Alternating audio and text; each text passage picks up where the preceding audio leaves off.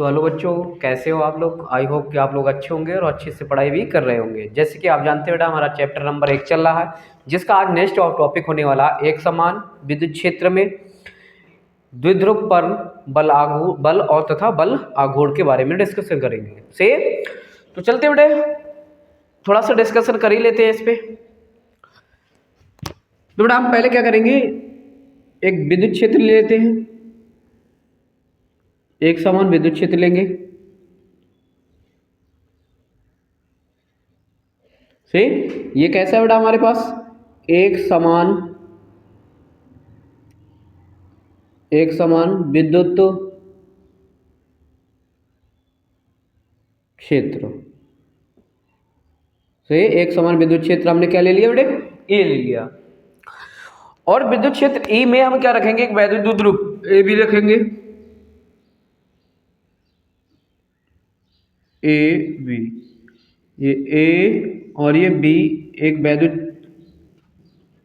द्विध्रुव है, जिस पर बेटा माइनस का क्यू आवेश, जिसके माइनस के क्यू आवेश और प्लस के क्यू आवेश एक दूसरे से कितनी दूरी पर है बेटे,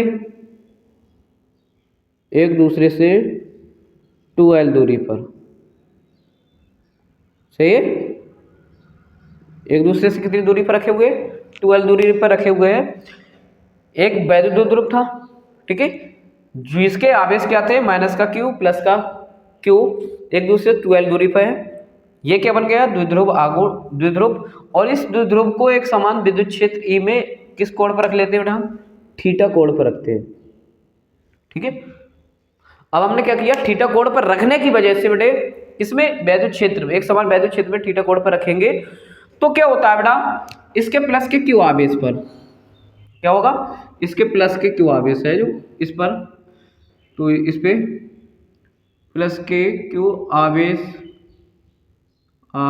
पर, प्लस के क्यू आवेश पर विद्युत क्षेत्र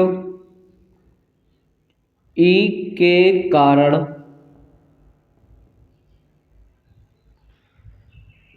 F1 बल कार्य करता है, F1 बल कार्य करता है, जिसकी दिशा किधर रहने वाली है, जिसकी दिशा बोले मतलब F1 की जो दिशा रहेगी, जिसकी दिशा क्या होगी बेटे, ई के अनुदेश है। ठीक है, ई की दिशा जो होगी वो, जिसकी दिशा क्या होगी, ई के अनुदेश होने वाली है। ठीक है, उसी प्रकार इस पर भी माइनस के क्यू आवेश, ये है माइनस के क्यू आवेश पर विद्युत क्षेत्र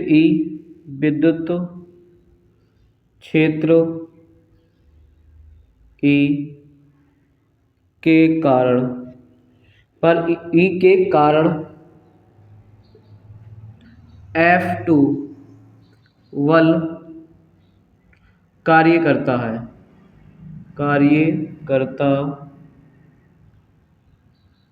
है, जिसकी दिशा कहाँ होगी बेटा, जिसकी दिशा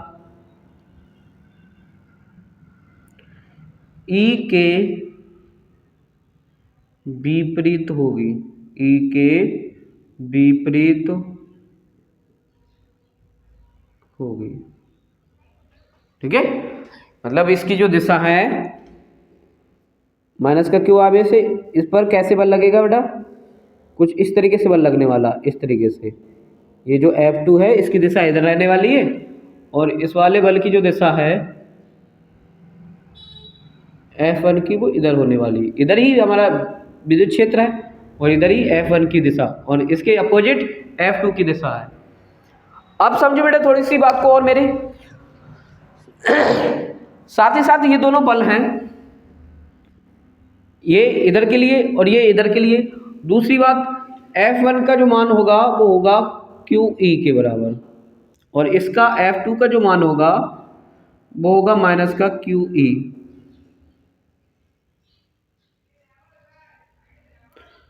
तो देखो बेटा परिणाम तो दोनों का क्यू ही है, मतलब परिणाम में तो समान है, लेकिन ये प्लस में आ रहा और ये माइनस में आ रहा है। तो F1 और F2 बेटा परिणाम में तो समान हो रहे हैं, लेकिन प्रकृति में कैसे हो रहे हैं, विपरीत हो रहे हैं। और परिणाम में समान प्रकृति में विपरीत होने के कारण बेटा इनका मान क्या हो जाएगा, शून्य हो जाने वाला है। मतलब क्या हुआ, इस वैद्युत द्विध्रुव पर एक समान चुंबकीय क्षेत्र में कोई भी बल कार्य नहीं करेगा। लेकिन एक रीजन है बेटा इसका कि जो F1 है और F1 और ये F2 है, ये असंगामी है। अब असंगामी होने के कारण क्या होगा, एक बल युग्म बनेगा, एक बल युग्म का निर्माण हो जाएगा और ये बल युग्म में प्रत्यानयन बल आघूर्ण का उत्पन्न कर देगा। ठीक है, किसको उत्पन्न कर देगा, प्रत्यानयन बल आघूर्ण को उत्पन्न कर देगा। और ये बल प्रत्यानयन बल आघूर्ण क्या करेगा, इस वैद्युत द्विध्रुव को इस चुंबकीय क्षेत्र के समांतर लाने की कोशिश करेगा, रेखित लाने की कोशिश करेगा। तो वो कितना वो बल आघूर्ण कितना होगा जो इसको समांतर लाने की कोशिश करेगा, उसका मान निकालेंगे। सही है, तो निकालते बेटा प्रत्यानयन बल आघूर्ण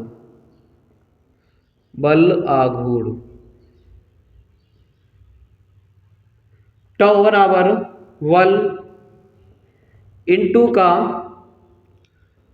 बलों के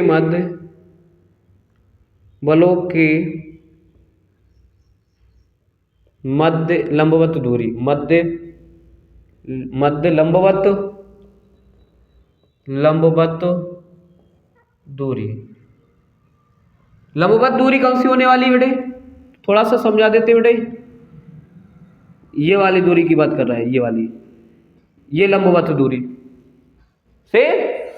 तो इसका मान निकालेंगे बेटा, तो इस लंबवत दूरी का मान निकालेंगे तो हम त्रिभुज ले लेंगे, त्रिभुज ABC में अप्लाई करेंगे। देखो त्रिभुज ये इस तरीके से बनना है हमारा, इसमें थीटा ये 2L हो रहा है हमारा, ये A है और ये B है और ये C है। हमें ये वाली दूरी चाहिए, लंबवत दूरी चाहिए, मतलब BC चाहिए हमें। और BC निकालने के लिए लगाएंगे साइन थीटा बराबर लंब, तो लंब मतलब BC बटे कर्ण मतलब 2L है हमारे पास। तो यहाँ से क्या करेंगे, BC बराबर हमारे पास आ जाएगा 2L साइन थीटा। ठीक है, तो रखेंगे बेटे यहाँ पे।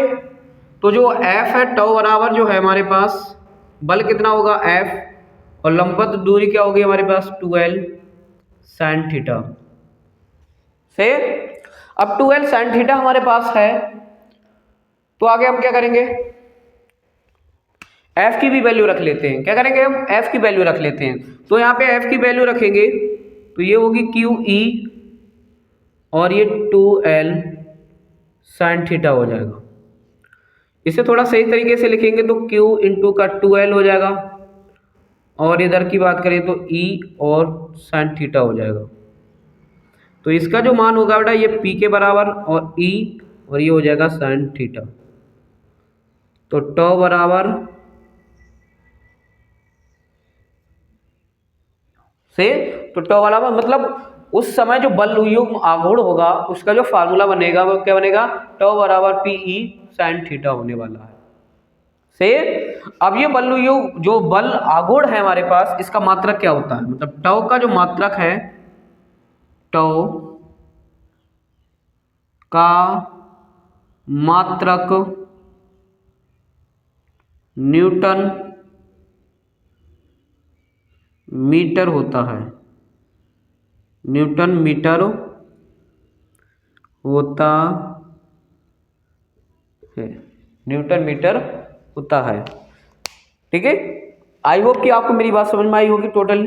फिर से एक बार रिपीट कर लेते हैं हम। इसके लिए हम क्या करेंगे, AB एक वैद्युत द्विध्रुव लेंगे, और इस वैद्युत द्विध्रुव को हम एक समान वैद्युत क्षेत्र E में थीटा कोण पर रखेंगे।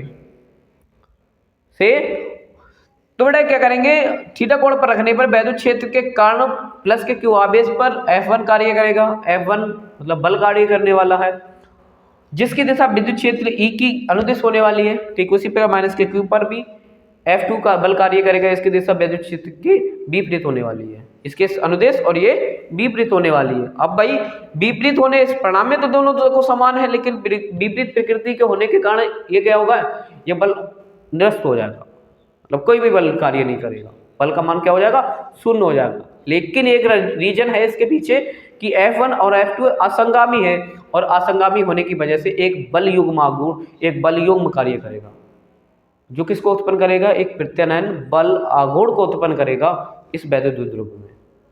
और वैद्युत द्विध्रुव में बल प्रत्यानयन बल युग्म आघूर्ण को उत्पन्न करेगा, तो ये प्रत्यानयन बल आघूर्ण इस वैद्युत द्विध्रुव को ये वैद्युत क्षेत्र के रेखित लाने की कोशिश करेगा। अब भाई रेखित लाने की कोशिश करेगा तो कितनी मात्रा में लगाया जाए कि इसे रेखित बना दे, उसका मान निकाल के लेके आएंगे। उसका मान निकालने के लिए फार्मूला लगाएंगे प्रत्यानयन बल आघूर्ण निकालने के लिए, टॉ बराबर बल इनटू का बलों के मध्य लंबवत दूरी के लिए। और हमने इसे अप्लाई किया, और अप्लाई करने के बाद हमारे पास निकल के आ रहा है टॉ बराबर पी साइन थीटा से। साथ ही साथ इसके मात्रक के बारे में डिस्कशन करा हमने, तो टॉ का मात्रक जो होता है न्यूटन मीटर होता है। अब हम पढ़ेंगे इसकी विशिष्ट स्थितियों के बारे में, इसकी स्थितियां क्या हैं उनके बारे में डिस्कशन करेंगे। तो पहले इसकी शॉर्ट लीजिए बेटा फटाफट से, आप ले लिया, चलते हैं।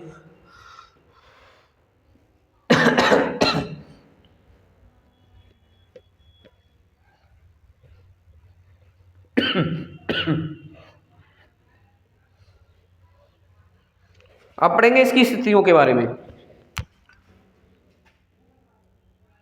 विशेष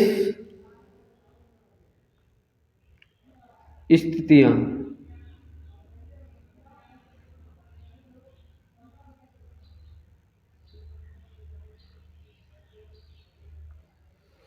ठीक है। तो पहली स्थिति हम इसके बारे में क्या पढ़ेंगे बेटा, हम पहली स्थिति पढ़ेंगे कि यदि मैं वैद्युत द्विध्रुव को विद्युत क्षेत्र E में कैसे रखूं, रेखित रखूं।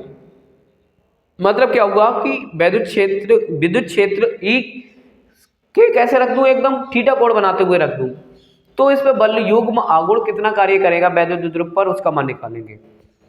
से तो जब द्विध्रुव को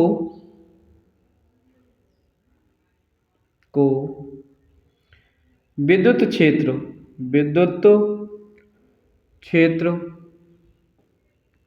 E के रेखित रखे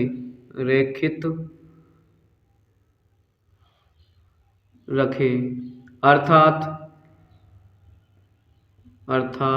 थीटा बराबर 0 पर बल आघूर्ण का मान क्या हो जाएगा, टॉ बराबर, मतलब स्थिति क्या हुई, डायग्राम से थोड़ा समझा देते हैं बेटे, डायग्राम समझ लो इसका थोड़ा सा।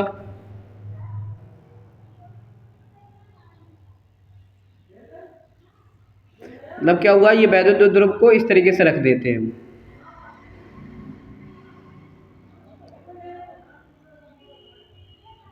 से तो देखते हैं इस पे बल आघूर्ण कितना कार्य करेगा।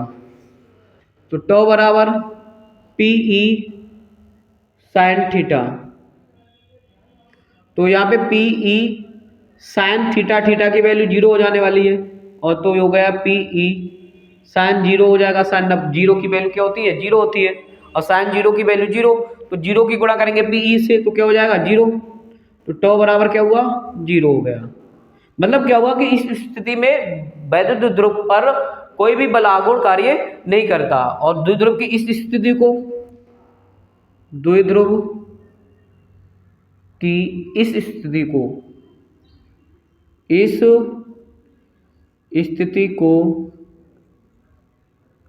को स्थायी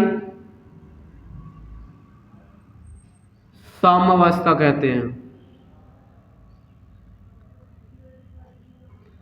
स्थायी साम्यावस्था कहते हैं। बताओ कोई दिक्कत इतने में, आई होप की बात समझ में आ रही होगी एकदम क्लियर से आपको। आगे सेकंड कंसीडरेशन होगी बेटा, जब हम 180 के कोण पर रखें इसे, है ना, तो 180 के कोण पर रख लेते हैं बेटा अब की बार में।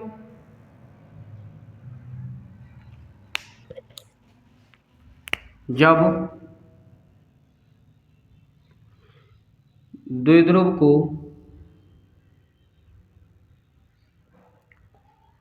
विद्युत क्षेत्र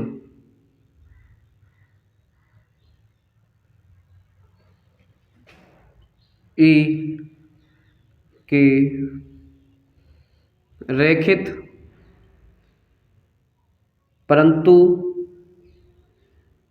विपरीत दिशा में रखें, विपरीत दिशा में रखें। तो मतलब क्या हुआ कि अर्थात मैं बात करूं तो अर्थात मतलब हुआ थीटा बराबर 180। थीटा बराबर कितना बेटे 180। तो लगे कि देखेंगे कि टो बराबर क्या होगा पीई साइन थीटा। तो हो जाएगा पीई साइन 180 और साइन 180 का मतलब क्या होता है 0। तो हो जाएगा पीई टोटल हो जाएगा क्या 0, पी के साथ 0 की गुणा तो 0। तो बराबर क्या हो जाने वाला है बेटे 0 हो जाने वाला है। मतलब ऐसी स्थिति में भी क्या होता है कोई भी बलागुण कार्य नहीं करता है द्विध्रुव पर। इस स्थिति को द्विध्रुव की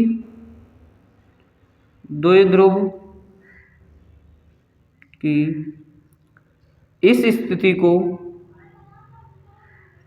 स्थिति को अस्थायी साम्यावस्था कहते हैं। अस्थायी साम्यावस्था कहते हैं।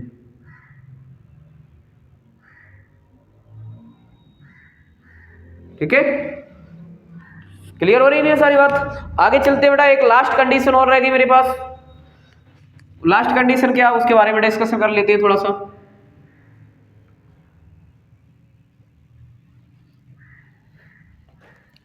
लास्ट कंडीशन तीसरी, जब द्विध्रुव विद्युत क्षेत्र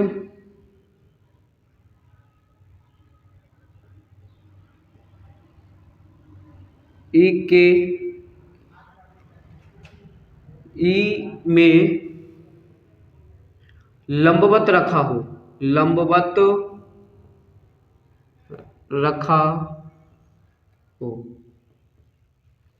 रखा होने का मतलब क्या हुआ बेटे अर्थात कह सकते हैं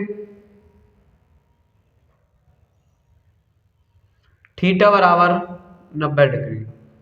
ठीक है, लंबवत का मतलब थीटा बराबर 90 डिग्री। स्थिति की थोड़ी सी बात डायग्राम के थ्रू समझाएं तो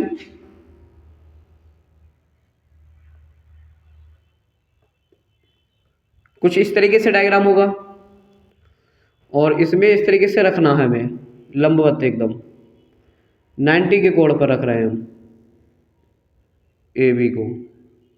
ठीक है, ये वैद्युत द्विध्रुव है हमारे पास, ये है ई और ये हमारे पास क्या हो गया विद्युत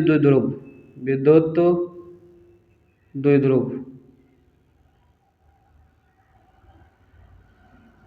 से। तो 90 के कोण पर रखेंगे तो देखेंगे बल आघूर्ण कितना कार्य करेगा इस पे। लगाएंगे टो बराबर पीई साइन थीटा। तो पीई साइन 90 और साइन 90 की वैल्यू पी 1, तो ये बनेगा पीई। तो टो बराबर क्या निकल के आ रहा है पीई निकल के आ रहा।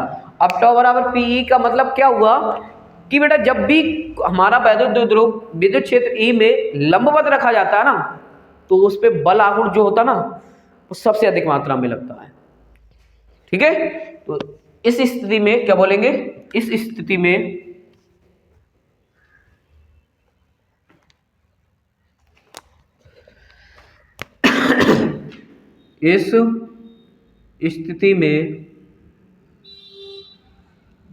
द्विध्रुव पर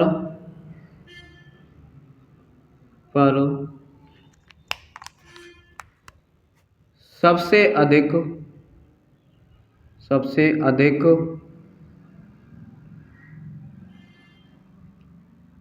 बल आघूर्ण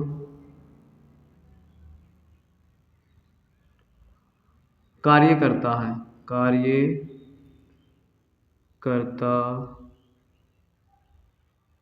सबसे अधिक बलागुण कार्य करता है। से आई होप कि आपको सारी बात समझ में आ रही होगी। अब मैं थोड़ा सा नोट करके लिखता हूं, उसे थोड़ा सा समझ लीजिए। वो क्या होगा, नोट डालो आप, नोट NOTE। अभी तो क्या था, एक समान विद्युत क्षेत्र था। अब क्या देखते हैं असमान विद्युत क्षेत्र में। जब असमान विद्युत क्षेत्र होता है, विद्युत क्षेत्र होता है, जब असमान विद्युत क्षेत्र होता है तो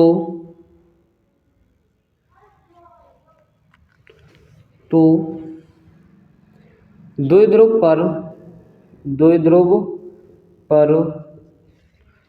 पे क्या होगा बेटे, बल तथा बल आघूर्ण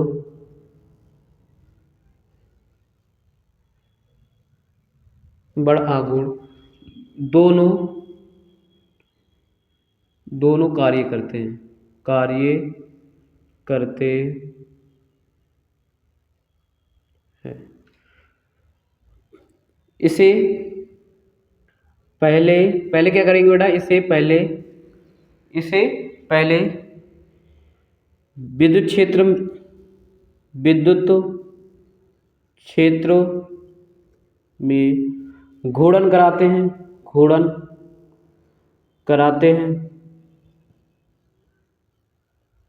फिर क्या होगा बेटा, फिर इसे क्षेत्र के अनुदेश लाते हैं,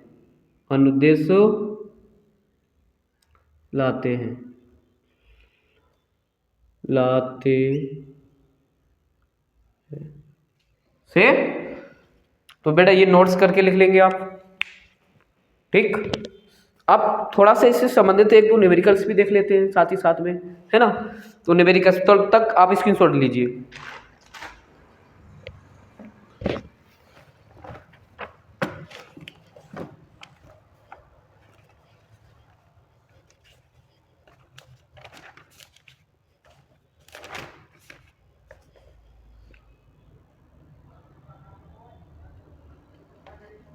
ले लिया होगा, चलो इससे संबंधित एक न्यूमेरिकल निकाल लेते हैं बेटा, है ना। तो निकालते हैं बेटा इससे संबंधित एक न्यूमेरिकल।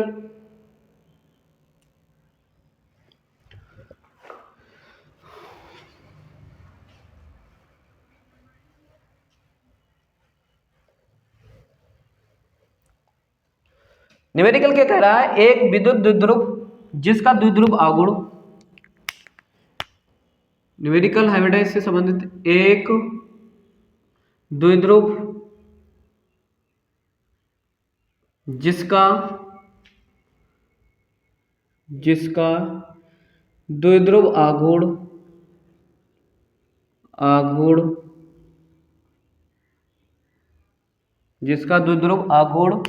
4 गुणा 10 की पावर -9 सेंटीमीटर है।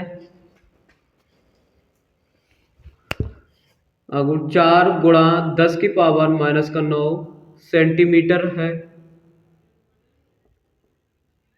इसे एक समान विद्युत क्षेत्र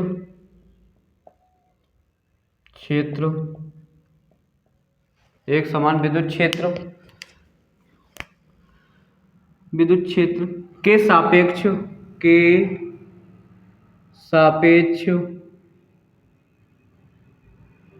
30 डिग्री के कोण पर है। क्षेत्र के सापेक्ष 30 डिग्री के कोण पर है। सही है।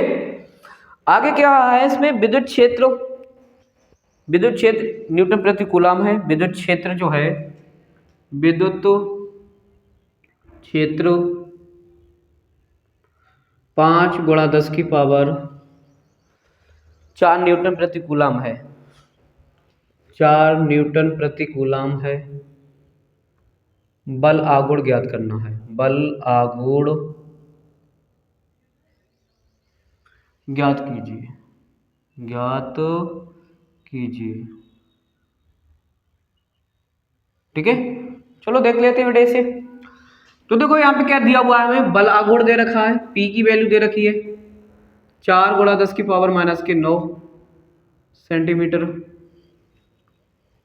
साथ ही साथ क्या दिया बेटा, कितने कोण पर रखा गया, थीटा बराबर 30 डिग्री के कोण पर। थीटा बराबर दिया, कोण दिया तो थीटा हो गया। ई की बराबर कितना दे रखा है बेटे, ई बराबर दिया है 5 गुणा 10 की पावर यहाँ पे कितना था, 10 की पावर 4। ठीक है, 10 की पावर 4 दे रखा है। ठीक, 10 की पावर 4, 10 की पावर 4। तो बेटा हमसे निकालवा बल आघूर्ण निकालना है, मतलब टॉ की वैल्यू निकालनी है, टॉ बताना है। सही है, तो अभी फार्मूला हमने पढ़ा, टॉ बराबर फार्मूला पढ़ा है PE साइन थीटा। तो P की वैल्यू हमारे पास 4 गुणा 10 की पावर -9, E की वैल्यू 5 गुणा 10 की पावर 4 और साइन थीटा 30। थीटा बराबर कितना, 30। 5 चौक का 20 हो जाएगा, तो ये तो 20 हो गया है ना। माइनस की 4 प्लस के 4 रहे और माइनस के 9, तो कितना बचेगा, 10 की पावर -5 बचेगा। और साइन 30 की वैल्यू 1/2। इससे इसे निपटाएंगे तो बेटा कितना बचने वाला है, 10। और 10 का मतलब 10 गुणा 10 की पावर -5 और इसके नीचे एक पावर, इसके ऊपर एक पावर मानी जा सकती है बेटे, तो बनेगा 10 की पावर -4। टॉ बराबर कितना आ रहा है बेटे, टॉ बराबर जो आ रहा है 10 की पावर -4 न्यूटन मीटर। उस पर जो है वो बल आघूर्ण का मान जो होने वाला है वो कितना होने वाला है, 10 की पावर -4 न्यूटन मीटर। सही। तो आई होप कि आपको न्यूमेरिकल्स भी समझ में आया होगा। यदि आपको मेरी सारी बात समझ में आई है तो बेटा अगर वीडियो आपको अच्छी लगी है तो मेरी चैनल को सब्सक्राइब करें और कमेंट में अपना फीडबैक दें कि आज की वीडियो जो रही वो कैसी रही है। Thank you for watching.